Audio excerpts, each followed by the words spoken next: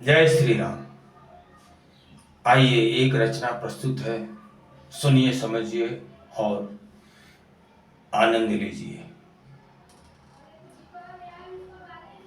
डरा त्याग सतपथ कुपथ जो चला है, वही शाम का बन के सूरज ढला है। संग में नहीं तेज बल बुद्धि उसके, स्वयं के लिए वो स्वयं ही बला है। डरा त्याग सतपथ कुपथ जो चला है, वही शाम का बन के सूरज ढला है।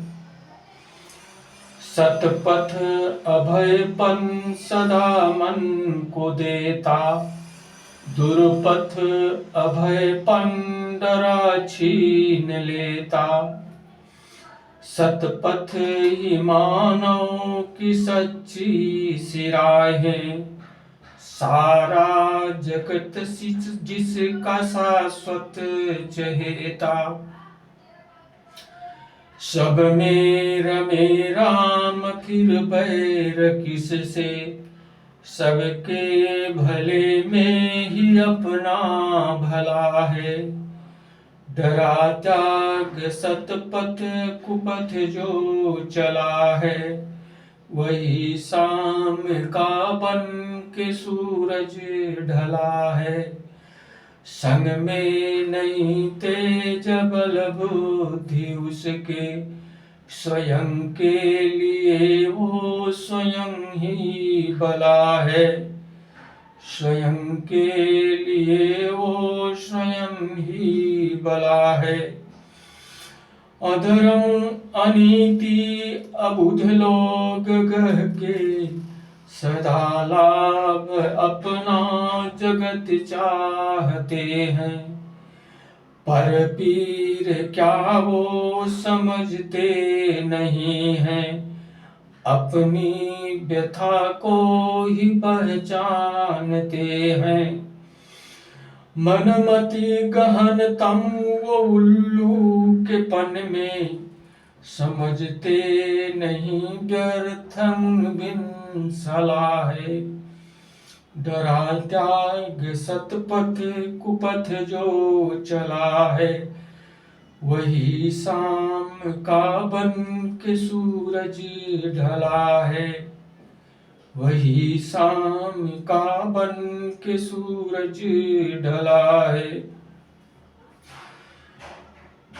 प्रकृति की मलिनता में जब जीव संता, अधम अत्याचारी कुपथगामी बनता। प्रकृति की मलिनता में जब जीव संता, अधम अत्याचारी कुपथगामी बनता।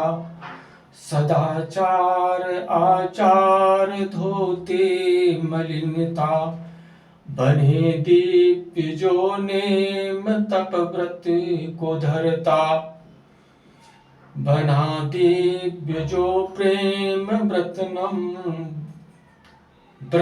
तप व्रत को धरता। निर्मल बनो दिव्य मंजिल को पाओ, वरना बधिक काल के कर गला है। डरा त्याग सतपथ कुपथ जो चला है, वही शाम का बन के सूरज ढला है। संग में नहीं तेज बल बुद्धि उसके, स्वयं के लिए वो स्वयं ही बला है। अभयम बनो खुद का अस्तित्व पाके, वरना मौत आडराती रहेगी। मौत खाती काया मगर आत्मा तुम, बनो मुक्त वरना सताती रहेगी। क्या देह देही सुजन तुम समझ लो, मरता कमन जग चिता पे जला है। डरा त्याग सतपथ कुपथ जो चला है। वही शाम का बन के सूरज ढला है। संग में नहीं तेज बल बुद्धि उसके, स्वयं के लिए वो स्वयं ही बला है। वजह जग में आने की तुम भूल जीते, बस जग प्रतीति भटकते रहे हो। कौन क्यों यहाँ आए बूझे कभी ना, भवफंद संस्कृति लटकते रहे हो। मगर शंभु खोजा लखाउर स्वयं को, स्वयं के ही चाहे स्वयं का भला है। डरा त्याग सतपथ कुपथ जो चला है। वही शाम का बन के सूरज ढला है। संग में नहीं तेज बल बुद्धि उसके, स्वयं के लिए वो स्वयं ही बला है। डर कहाँ है? डर कौन डरता है? कौन भयभीत होकर के जीविकोपार्जन करता है? जो अधर्म अनीति अत्याचार करता है वो इस संसार में भयभीत होकर के जीता है। हर समय डर डर के जीता है। ऐसा ना हो कहीं, ऐसा ना हो कहीं हमारी पोल खुल जाए, हमें कोई मार दे, हमारा कोई उपहास उड़ा ले। पल प्रतिपल डर डर के जीविकोपार्जन करता है। अरे कुपथगामी बनने की आवश्यकता ही क्या थी? इस तरह से डर डर के जीने की आवश्यकता क्या थी? अरे सतपथ पर कदम बढ़ाते, अभयमपन को, निर्भयता को प्राप्त करके जीविकोपार्जन करते, शान से इस संसार में जीते, शान से रहते। सतपथ इतना बुरा समझा? दुर्पथ पर जाकर के तुम अपने आवश्यकताओं की पूर्ति करने लगे, अपनी इच्छाओं की पूर्ति करने लगे। क्या दुर्पथ पर चलने पर इच्छाओं की पूर्ति संभव है क्या? कोई अधर्म अन्याय अनीति करके अपनी इच्छाओं की पूर्ति कर सका है क्या? इच्छाओं की पूर्ति तो कभी नहीं होती है। ये मन अतृप्त की मिट्टी से बना हुआ है। ये मन सातों सागर को पी करके भी प्यासा रहता है। मन की प्रकृति का अध्ययन किए क्या? क्या ये मन कभी तृप्त होता है क्या? जो तुम अधर्म और अनीति करके अपने मन को तृप्त करना चाह रहे हो, मन को तृप्ति तो नहीं मिली।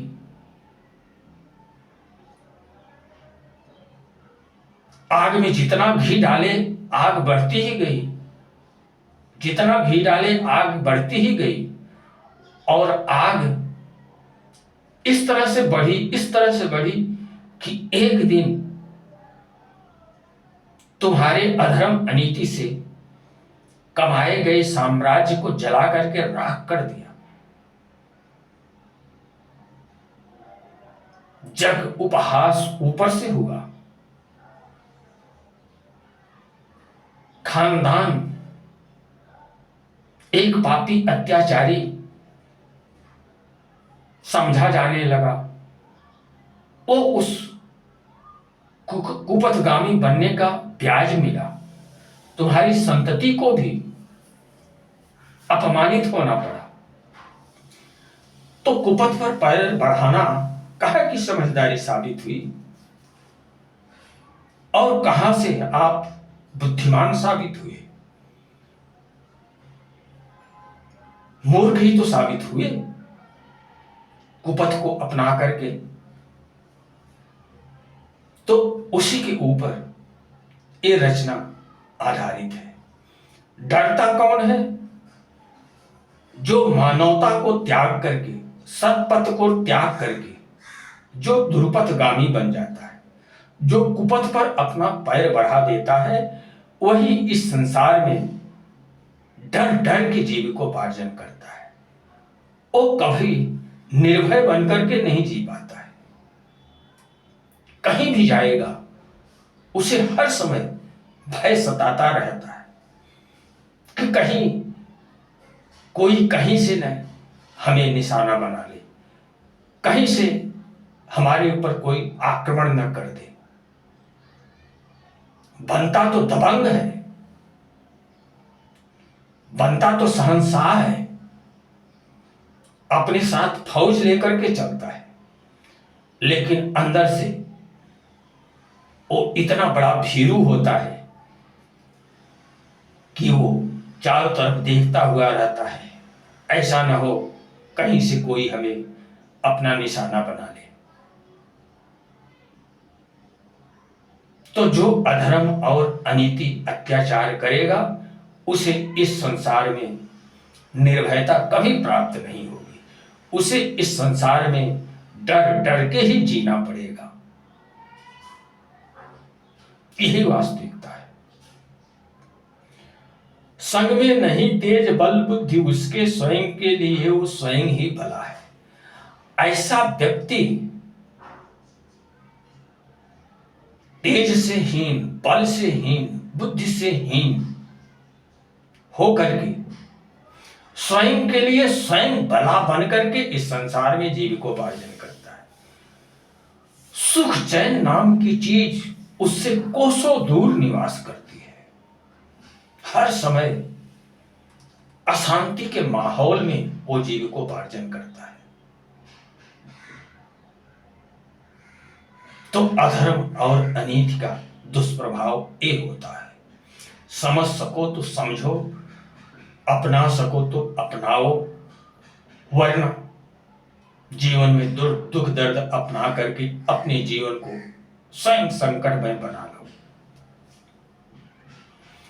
सतपथ अभयपन सदा मन को देता, दुर्पथ अभयपन डरा छीन लेता। सच्चाई, ईमानदारी, नेकी, परोपकार, प्रेम भाव,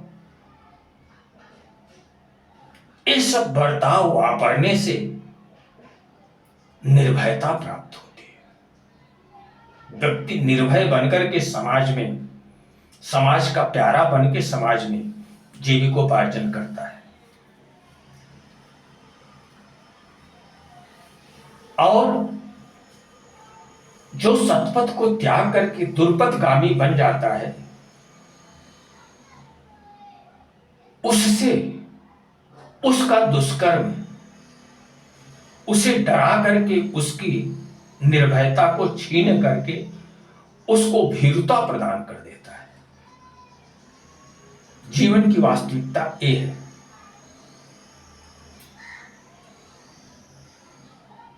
और सतपथ ही तो एक सच्चा शाश्वत सफर है। सच्ची राह पर तो सारा संसार चल रहा है। लाखों लोग सतपथ पे ही चल करके जीविकोपार्जन कर रहे हैं। अगर कोई कभी दुर्पथ पे अपना कदम बढ़ा देता है तो उसके साथ चलने वाले ही उसको अपमानित करके, दो चार थपेड़ा मार करके उसको दुर्पथ से मोड़ करके सतपथ पर लेके चले आते हैं। लेकिन जो बड़ा अहंकारी होता है, जो बड़ा अहंकारी होता है, जो अपनों के दो थप्पड़ मार खाने के बाद भी दुर्पथ से सतपथ पर आना उचित नहीं समझता है, वो जी भर भर के दुर्पथ पे चलता है। और जी भर भर के दुर्पथ पर चलने के बाद स्वयं को एक शहंशाह की तरह साबित करता है कि मैं ही इस इलाके का शहंशाह हूं। लेकिन उस शहंशाह गिरी का हश्र क्या होता है? वो एक शाम के सूरज की तरह ढल जाता है और उसके साम्राज्य में अंधेरा छा जाता है। यही उसका हश्र होता है। सब में रमे राम फिर बैर किससे, सबके भले में ही अपना भला है। काश लोगों के अंदर ये मानवता, ये धारणा, ये विचार अपने जीवंत पल में सदा साथ रहे कि जिस तरह एक मानव मैं हूं, उसी तरह संसार के सारे मानव मानव हैं। जो शक्ति हमें जीवित करके रखी है, वही शक्ति संसार के सारे लोगों को जीवित करके रखी है।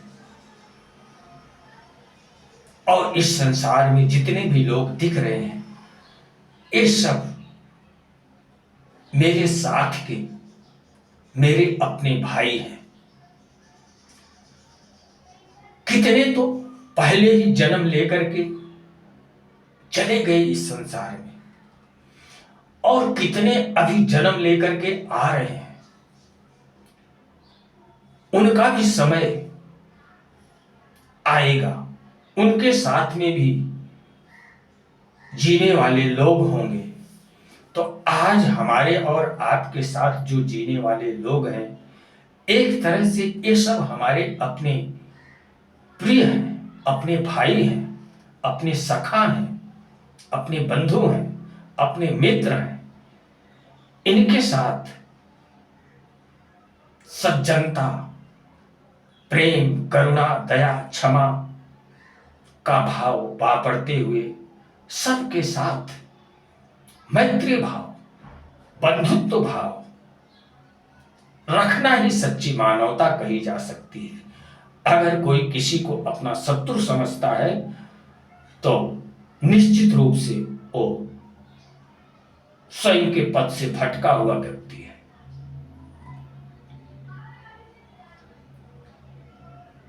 अधर्म अनीति अबुध लोग गह के, सदा लाभ अपना जगत चाहते हैं। पर पीर क्या वो समझते नहीं हैं, अपनी व्यथा को ही पहचानते हैं। मनमति गहनतम वो उल्लू के पन में, समझते नहीं व्यर्थ उन बिन सलाह है। जो स्वार्थी लोग हैं, जो अबुध हैं, जो अज्ञानी हैं, वो अपने ही भले को अपना लाभ समझते हैं। वो नितांत स्वार्थी होते हैं। ऐसे अबुधों में परमार्थ किस चीज का नाम है, परमार्थ क्या कुछ होती है, भाईचारा किसे कहते हैं, प्रेम भाव क्या होता है, इसकी उनके अंदर सूझबूझ नहीं होती। वो सदा अपने लाभ को ही चाहते हुए इस संसार में वर्तते हैं। दूसरे की पीड़ा क्या कुछ होती है, दूसरे की पीड़ा क्या कुछ होती है, इस बात को वो समझते ही नहीं है। वो सिर्फ अपनी पीड़ा को ही समझते हैं। अब देख लीजिए कितने लोग ऐसे अधर्मी, अन्यायी हैं। अगर उनके पैर में कांटा चुभ जाए तो उस पीड़ा को तो बराबर समझेंगे। चाकू से उनकी उंगली कट जाए तो उस पीड़ा को वो बराबर समझेंगे। जो उनके साथ घटित होने वाली पीड़ा है, उसे ही वो पहचानते हैं। और किसी जीव का पकड़ करके निर्मम तरीके से उसका गला रेत करके, उसे काट करके, उसके जीवन को मिटा करके उसे अपना भोजन बना लेते हैं। उसके दर्द को वो महसूस नहीं करते। कि वो भी मेरी तरह एक जीव है, उसे कांटा चुभने पर इतना दर्द हो रहा है तो उसका गला रेतने पर उसे कितना दर्द होता होगा।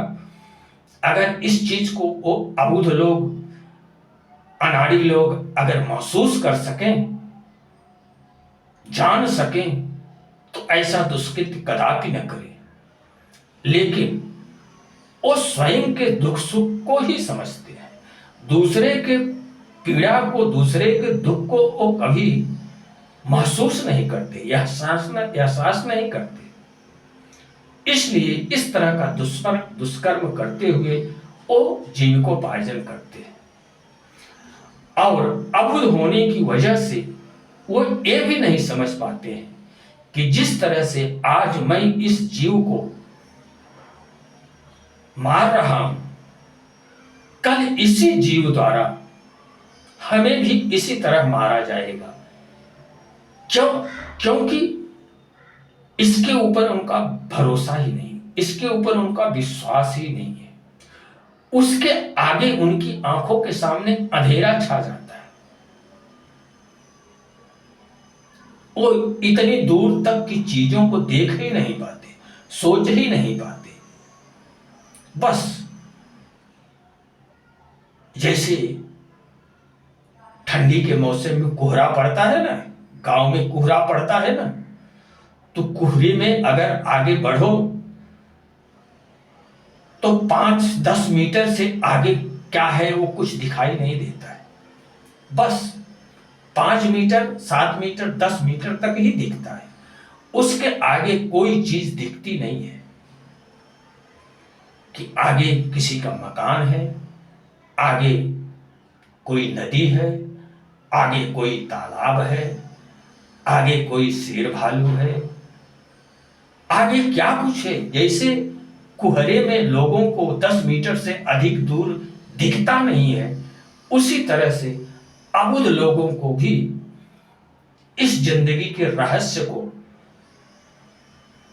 बस 10 मीटर से ज्यादा दूर नहीं दिखता है। वो बोलते हैं, अरे कौन देखता है, कौन देखता है, अनाड़ी हो, अनाड़ी हो, अपनी जड़ में स्वयं विष को बो रहे हो। एक छोटा से छोटा दिया गया दर्द, किसी को एक छोटा सा दिया हुआ दर्द विधाता भी नहीं माफ कर सकता है। औरों की तो बात छोड़ दो, इस संसार की कोई भी शक्ति तुम्हें क्षमा नहीं कर सकती।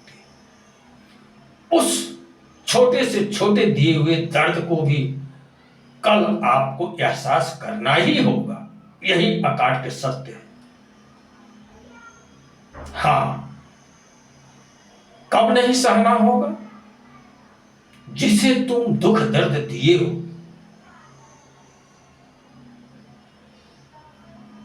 उससे क्षमा याचना करके, उसकी सेवा करके, उसे प्रसन्न करके, उसे यदि प्रसन्न करके, उससे क्षमा याचना मांग करके यदि वो माफ कर दिया, जिसके साथ तुम अन्याय कर रहे हो, अगर वो स्वयं माफ कर दिया तो तुम्हारा अपराध माफ हो सकता है। अगर उसने माफ नहीं किया और सह लिया, सह करके आगे बढ़ गया, तो कल उसे दिया गया वो दर्द तुम्हें अवश्य उद्वेलित करेगा, तुम्हें अवश्य दुखित करेगा। उसे विधाता के अंदर भी सामर्थ्य नहीं है कि विधाता भी उसे मिटा सके।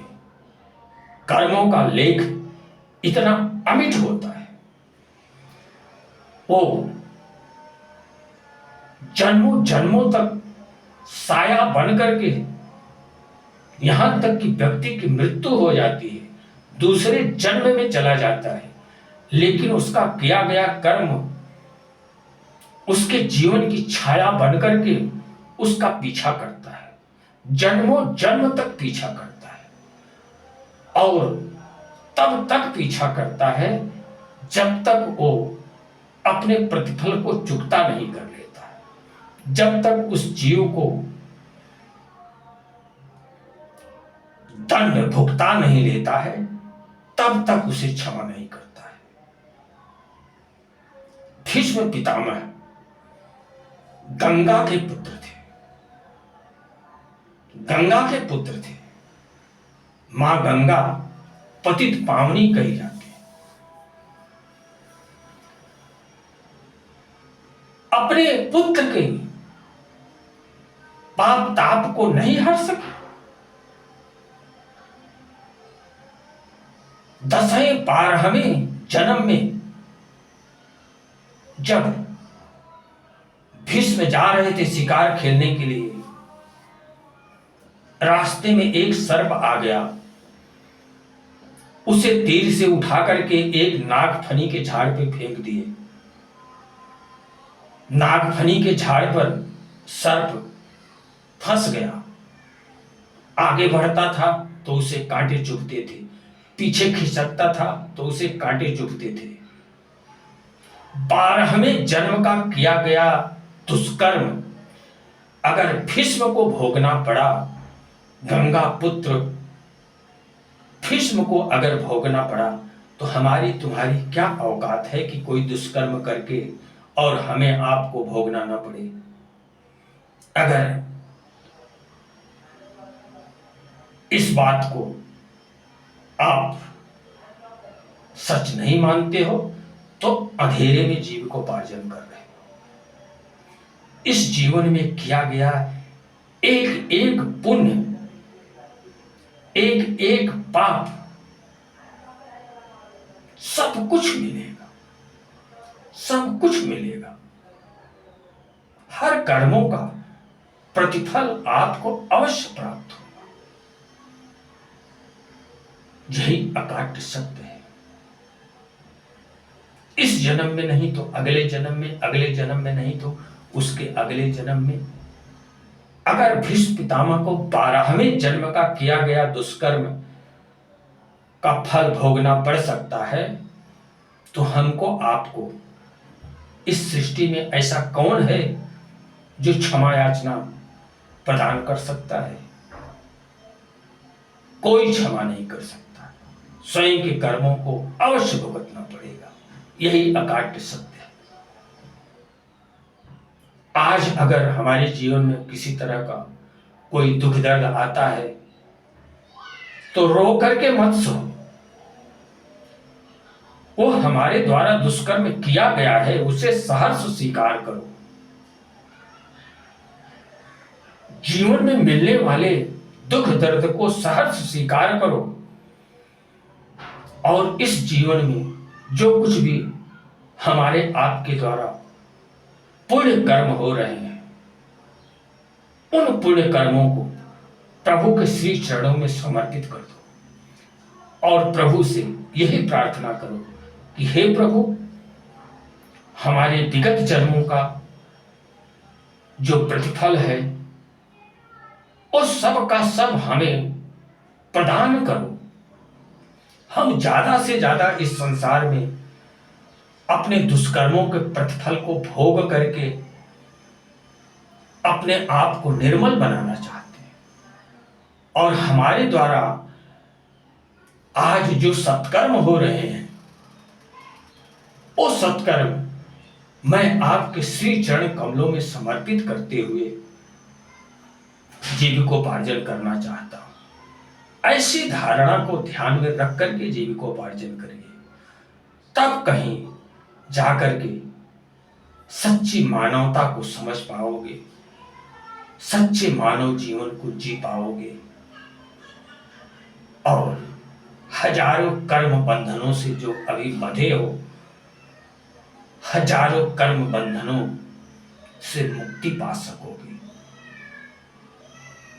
और मानवता के उच्च शिखर पर पहुंच करके अपने जीवन को सार्थक बना पाओ, अपने जीवन की पूर्णता, दिव्यता को प्राप्त करके अपने स्वरूप का ज्ञान भान कर सकोगे।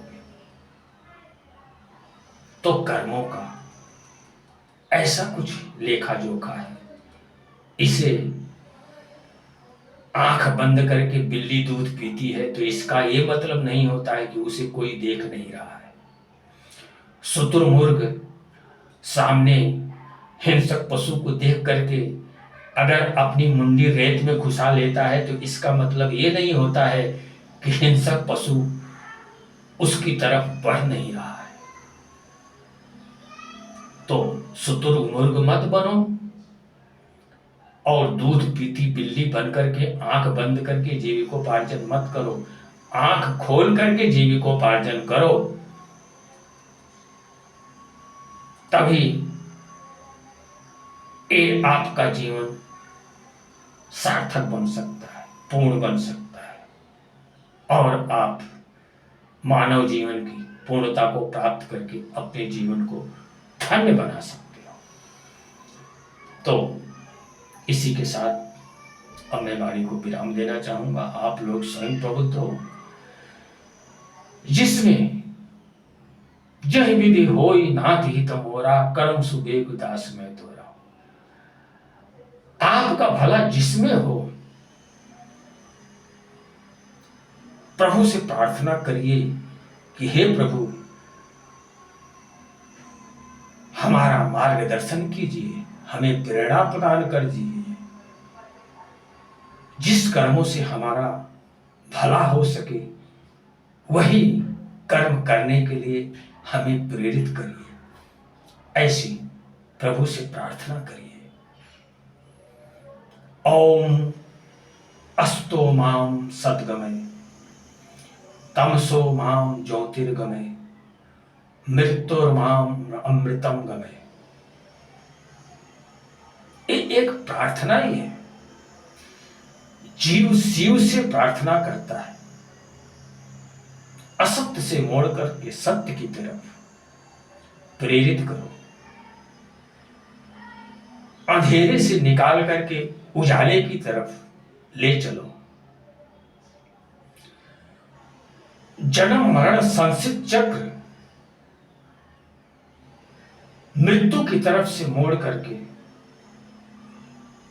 अमरत्व की तरफ अग्रसर करो, मुक्तावस्था की तरफ बढ़ाओ। ये जीव शिव से प्रार्थना करता है। तो आप भी एक जीव हो, एक प्राणी हो, एक मानव हो, आप भी ईश्वर से प्रार्थना करो। और ईश्वर से प्रार्थना ही मत करो, स्वयं ऐसे पथ पर चलने का प्रयास करो।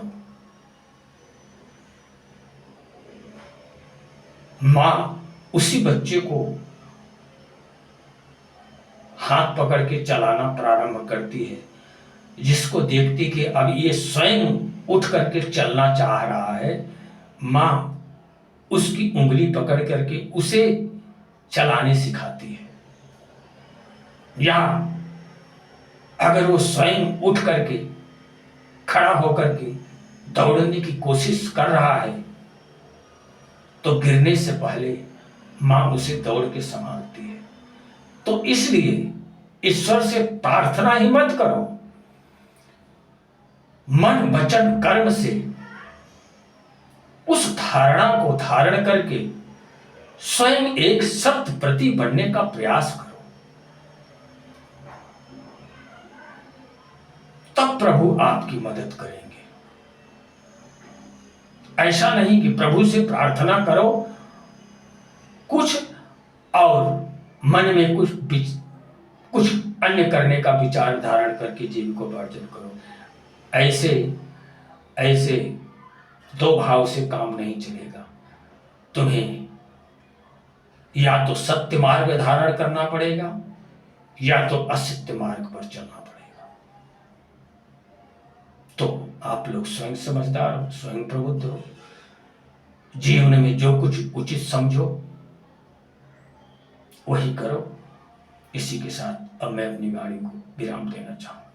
जय श्री राम।